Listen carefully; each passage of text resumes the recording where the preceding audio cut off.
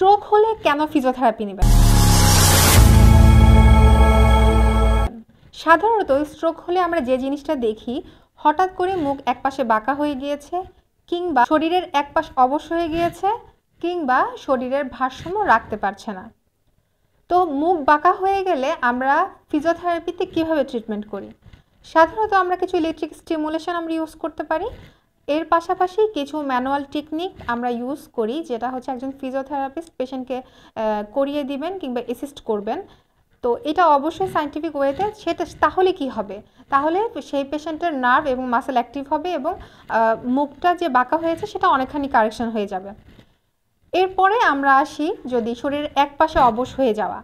শরীরের এক পাশে অবশ হয়ে গেলে সেই পাশের মাংসপেশিগুলো দুর্বল হয়ে যায় এবং মাংসপেশির স্বাভাবিক শক্তিটা হারিয়ে ফেলে।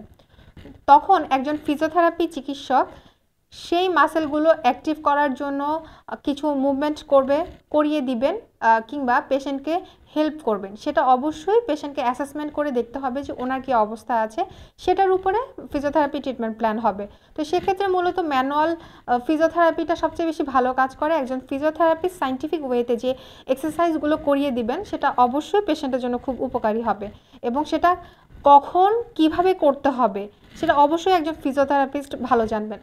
ব্যায়াম মানেই যে ফিজিওথেরাপি হয়ে গেল কিংবা স্ট্রোকের পেশেন্ট ইমপ্রুভ হয়ে গেল জিনিসটা তা না।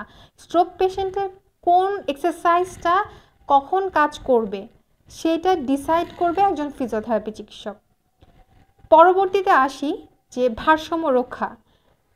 তো একজন ফিজিওথেরাপি চিকিৎসক কিছু পেশেন্টকে কিছু ব্যালেন্স ট্রেনিং করাবেন এবং সেটার অবস্থা বুঝে ওনাকে ডে বাই ডে সেটাকে ইমপ্রুভ করবেন।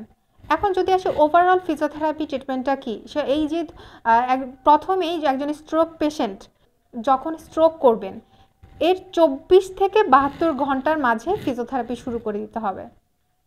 পরবর্তীতে যখন উনি একজন রিহ্যাবিলিটেশন সেন্টার কিংবা ফিজিওথেরাপি সেন্টার কিংবা বাসায় শিফট হবেন, তখন থেকে ওনার মাসেল পাওয়ার ইমপ্রুভ করা, ওনার হচ্ছে সেন্সেশন ইমপ্রুভ করা, ওনার ব্যালেন্স ট্রেনিং ইমপ্রুভ করা, ওনার কার্ডিওরেসপিরেটরি ইমপ্রুভ করা, ওনার টয়লেট ট্রেনিং, ডেইলি অ্যাক্টিভিটিস, উনি যে প্রতিদিন কীভাবে খাবার খাবে কিংবা হচ্ছে কীভাবে ওয়াশরুমে যাবে, ওনার ডেইলি অ্যাক্টিভিটিসগুলো উনি কীভাবে করবেন সেগুলোকে গাইডলাইন দিয়ে দেওয়া, সেটা সম্পূর্ণ একজন ফিজিওথেরাপি চিকিৎসকের কাজ।